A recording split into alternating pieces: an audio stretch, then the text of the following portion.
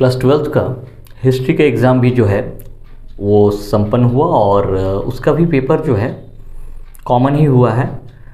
जो suggestive question मैंने आप लोगों को बताया था 5 क्वेश्चन करने थे, उसमें से 4 क्वेश्चन कॉमन हुए, मतलब 80% जो है सजेस्टिव क्वेश्चन से आया है। फिर भी मैं ये कहूँगा सजेस्टिव क्वेश्चन कितना भी हो सजेस्टिव ही होता है। आपके 360-365 दिन के मेहनत के आगे एक दिन का सजेशन कुछ नहीं कर सकता। सबसे बड़ी बात है कि आप थ्रू आउट द ईयर जो पढ़ रहे हैं वो ज़्यादा इंपॉर्टेंट है। हाँ, सजेशन वगैरह जो है इसको आप लास्ट टाइम में अच्छे से रिवाइज कर सकते हैं। एक अच्छे कम से कम लिखने के लिए, अच्छे एग्ज़ाम को देने के लिए। लेकिन उसका ये मतलब कभी भी नहीं है कि 10 क्वेश्चन तो 10 ही क्वेश्चन मैं करके जाऊँगा, ये कभी नहीं होता। तो उसी क्रम में अभी हम लोगों के आगे आने वाले एग्ज़ाम्स में education, philosophy, economics and geography मैं कोशिश करूंगा जितने ज़्यादा सब्जेक्ट्स के हो सके मैं सजेस्टिव क्वेश्चन दे दिया करूं। फिलहाल अभी इस क्रम में 2 बैक टू बैक वीडियोस आप लोगों को मिलेंगे। एक आप लोगों को मिल जाएगा एजुकेशन, जो अभी आप लोगों को मैं बताऊंगा। इसके बाद अगली वीडियो में आप लोगों को मिलेगा इकोनॉमिक्स का सजेस्टिव क्वेश्चंस। साथ ही साथ कुछ और बातें हैं मैं बोल दूं कि एजुकेशन का एग्जाम देने के पहले आप लोग पहले फॉर्मेट को समझिए। केवल लॉन्ग क्वेश्चन नहीं, एमसीक्यू शॉर्ट क्वेश्चन पर भी आप लोगों को डिपेंड करना है, क्योंकि ओवरऑल रिजल्ट करना है हम लोगों को। तो एजुकेशन में कुछ फुल फॉर्म्स पूछे जाते हैं और कुछ टॉपिक्स ऑलरेडी डिस्कस्ड है मेरे चैनल पर, जिसका लिंक मैं ऑलरेडी इसमें डाल चुका हूँ, आपको डिस्क्रिप्शन में मिल जाएगा। एटलीस्ट फुल फॉर्म्स को आप लोग अच्छे से कर लीजिएगा, क्योंकि फुल फॉर्म्स मेरे हिसाब से 7 या 8 उसमें से आ जाएंगे, तो 7-8 नंबर तो उधर ही सिक्योर हो गया। बाकी सजेस्टिव क्वेश्चन, उसके बाद स्टैटिस्टिक्स से कुछ मैथ्स वगैरह आते हैं, ग्राफ भी आता है। ग्राफ मैंने अभी तक अपलोड नहीं किया, लेकिन मैथ्स को अपलोड कर दिया है, तो उसके लिंक्स भी आपको डिस्क्रिप्शन बॉक्स में मिल जाएगा। रह गया कि ग्राफ और मैथ्स तो इसके बाद एक वीडियो जो है मैं आप लोगों को फिर से एक दे दूंगा, जहां से आप लोग इजीली मैथ को रिवाइज कर पाएंगे। ठीक है, फिलहाल अभी मैं चैप्टर्स बोल दूं। आप लोगों के कुल 12 चैप्टर हैं इसमें, लेकिन मैं जो सजेशन दूंगा वो मैं सारे पाठों का दे रहा हूं, परंतु आप सारे पाठों को नहीं करिएगा। लास्ट टाइम है, 1-2 दिन में आप लोगों का एग्जाम है, तो आप क्या करेंगे, उसको थोरोली सिस्टमेटिकली पढ़िएगा। देखिए, किसी भी चीज़ के पीछे एक लॉजिक होता है, उस लॉजिक को अप्लाई कीजिए। मैं रिवर्स स्टार्ट कर रहा हूँ, मैं लास्ट के 4 चैप्टर्स की बात कर रहा हूँ। Chapter 9, 10th, 11th and 12th, chapter 9, 10, 11, 12, ये 4 चैप्टर्स की मैं बात कर रहा हूँ। इन चारों चैप्टर्स से एक एक क्वेश्चन रहता है, ये शुरुआत में ही आपको मिल जाएगा। इन चैप्टर्स से 4 अंक के क्वेश्चन आते हैं। अब रह गया बात कि आपको शुरुआत में जो 2 क्वेश्चन है उसमें एक क्वेश्चन आपको चैप्टर 9 से रहेगा और एक चैप्टर 10 से, करना एक है। ठीक, उसके बाद जो दूसरा आपको मिलेगा वहाँ पर भी 4 अंक का क्वेश्चन है, एक चैप्टर 11 से, एक चैप्टर 12 से। 2 क्वेश्चन करना एक है। आप क्या कीजिए, आप अच्छे से पहले देख लीजिए आपके लिए कौन सा चैप्टर ईजी हो रहा है। जैसे आपका चैप्टर 9 जो है वो है विभिन्न योग्यता वाले बच्चों की शिक्षा, जिसमें आप मूक बधिर बच्चे और दृष्टिबाधित बच्चों के बारे में पढ़ेंगे। मेरे हिसाब से ये चैप्टर इजी है, टफ नहीं है। इसके अथवा में जो रहता है प्रारंभिक शिक्षा का सार्वभौमिकरण, ये भी इजी है। इन दोनों में से आपको जो इजी लगे आप उसको चुन लीजिएगा, उसी चैप्टर को आप प्रिपेयर कीजिए। दोनों करके फिलहाल लास्ट टाइम में फ़ायदा नहीं, अब तक आप लोगों ने जो पढ़ा दैट इज़ एनफ। उसके बाद आपको मिल जाएगा चैप्टर 11 में शिक्षा का वैश्वीकरण, और चैप्टर 12 में है प्रौद्योगिकी का शिक्षा में महत्व। तो यहाँ से आप लोग जो है कुल 2 चैप्टर करेंगे। ठीक है, अब इसके बाद चले जाते हैं टॉप में एकदम। 1, 2, 3 जो चैप्टर नंबर 1, 2, 3 है, यहाँ से 3 क्वेश्चन आपको देता है 8 अंक का, करना है केवल 2।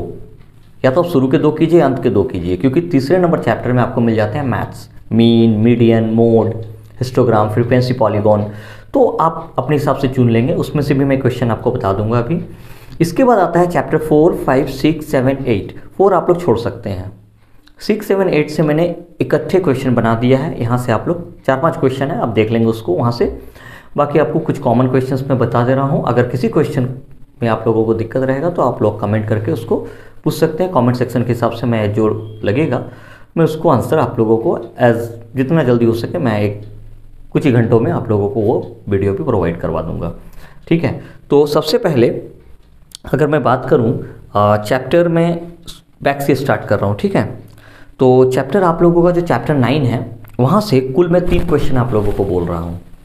अगर आप चैप्टर 9 करेंगे तो इन तीनों को जरूर देखिएगा। चैप्टर 10 करेंगे तो जो जो क्वेश्चन बोलूँगा उसको जरूर देखिएगा। इसके अलावा भी आप कुछ पढ़ सकते हैं, लेकिन ये हो गया बेसिक क्वेश्चन जो पूछे ही जाते हैं। आप चैप्टर 9 से पढ़ लेंगे, मूक एवं बधिर बच्चों की शिक्षा पद्धति की चर्चा करें। अर्थात जो बच्चे बोल नहीं सकते, सुन नहीं सकते, उनको हम कैसे पढ़ाएंगे, उनकी शिक्षण पद्धति, ये भी जो है चैनल पर वीडियो आपको मिल जाएगा। दृष्टिबाधित बच्चों की शिक्षा पद्धति की चर्चा करें। जो बच्चे देख नहीं सकते उनको आप कैसे पढ़ाएंगे, इसकी शिक्षा पद्धति आपको बतानी है। दृष्टिबाधित शिक्षा के मुख्य उद्देश्य क्या है, आखिर जो बच्चे नहीं देख पा रहे हैं उनकी शिक्षा का मुख्य उद्देश्य क्या है, क्यों उनको शिक्षित किया जा रहा। इसके बाद जो चैप्टर 10th है उसमें भी आपको 3 क्वेश्चन बोल रहा हूँ। अगर 9 तो 9, 10 तो 10, तीनों क्वेश्चन आप करेंगे। प्रौढ़ शिक्षा से आप क्या समझते हैं, प्रौढ़ शिक्षा के उद्देश्यों को लिखें, अर्थात एडल्ट एजुकेशन, जो बड़े बुजुर्गों को जो पढ़ाया जाता है। 2 नंबर है सार्वभौमिक प्राथमिक शिक्षा के लक्ष्य की प्राप्ति के किन्हीं 4 महत्वपूर्ण उपायों का वर्णन करें। और तीसरा क्वेश्चन है सर्व शिक्षा अभियान के किन्हीं 4 मुख्य उद्देश्यों का वर्णन करें। इसके बाद मैं चला आता हूँ आपका चैप्टर 11th में 4 ही टॉपिक है जिससे ही क्वेश्चन पूछा जाता है। Learning to know, learning to be, learning to do, learning to live together. तो आप लोगों को मैं बोल रहा हूँ, पहला क्वेश्चन आप लोग 3 क्वेश्चन बोल रहा हूँ मैं इस पार्ट से, या तो ये पार्ट या तो इसके बाद वाला पार्ट, जो करिएगा अच्छे से कीजिएगा। 9-10 में से कोई एक, 11-12 में से कोई एक। अब मैं 11 पार्ट से बोल रहा हूँ। जानने के लिए सीखना के उद्देश्यों को पूरा करने में विद्यालय की भूमिका की संक्षिप्त चर्चा करें, मतलब लर्निंग टू नो।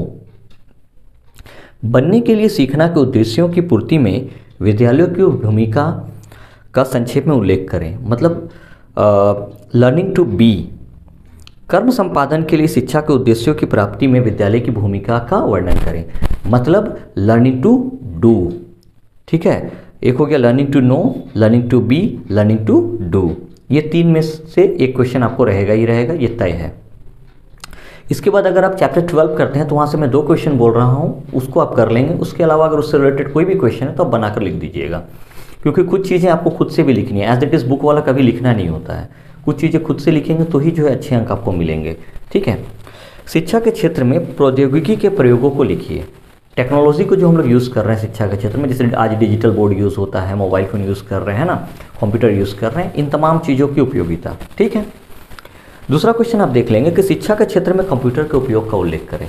शिक्षा के क्षेत्र में कंप्यूटर का क्या उपयोग है, ये चीज़ें आप देख लेंगे इसमें। ठीक है, तो आप लोगों को यहाँ से 2 क्वेश्चन हुआ, या तो आप इस चैप्टर को कीजिए या तो आप चैप्टर 11 को करेंगे।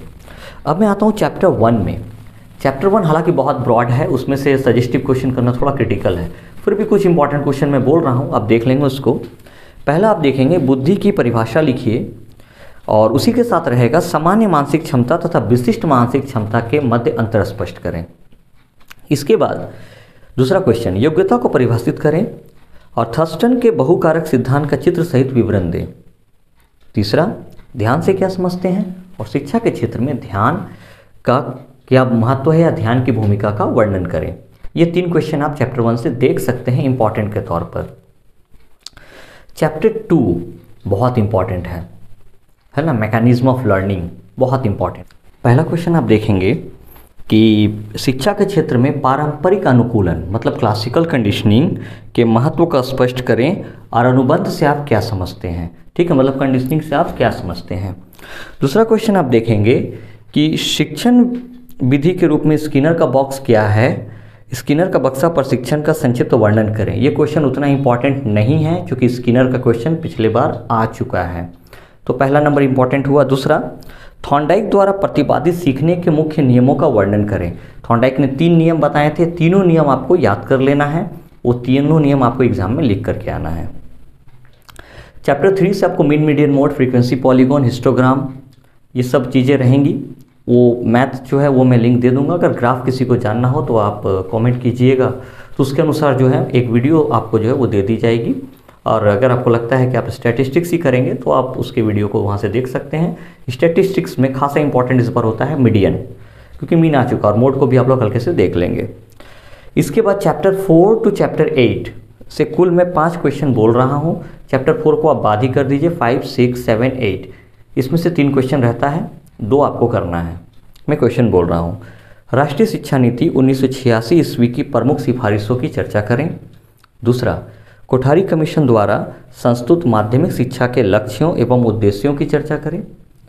तीसरा ग्रामीण विश्वविद्यालय से विश्वविद्यालय शिक्षा आयोग की सिफारिशों की चर्चा करें। चौथा, मुदालियर आयोग के उद्देश्यों का उल्लेख कीजिए। इस संबंध में सप्त प्रवाह की अवधारणा का वर्णन कीजिए। और पांचवा, ऑपरेशन ब्लैक बोर्ड और नवोदय विद्यालय के गठन से संबंधित राष्ट्रीय शिक्षा नीति के सुझावों का वर्णन करें। ये क्वेश्चन हो गए आपको वो क्वेश्चन जो सजेस्टिव है। मैंने आपको कहा आप चैप्टर सेलेक्ट कर सकते हैं तो आपका क्वेश्चन का बर्डन कम होगा। ठीक है, आप शुरू में 1, 2, 3 में से कोई भी 2 पार्ट आप सेलेक्ट कर सकते हैं। इन 5 क्वेश्चन को कर लीजिए और उसके बाद उधर से मैंने 4 में से बोला कोई 2 चैप्टर आप सेलेक्ट कर लीजिए। इसके बाद डिस्क्रिप्शन में आपको तमाम लिंक दे दी जाएंगी जो अब तक चैनल पर डिस्कस किए जा चुके हैं। इसके अलावा भी अगर आपको कुछ लगता है कि कुछ आप पूछना चाहते हैं तो आप कमेंट कीजिए, उसके ऊपर वीडियोस जो है इसके बाद ही आपको दे दी जाएगी। और फुल फॉर्म्स मैं फिर से रिमाइंड दिलाता हूँ, फुल फॉर्म्स आप ज़रूर अच्छे से एक बार कर लेंगे। इसके बाद अगली वीडियो में आप लोगों को इकोनॉमिक्स का मिल जाएगा।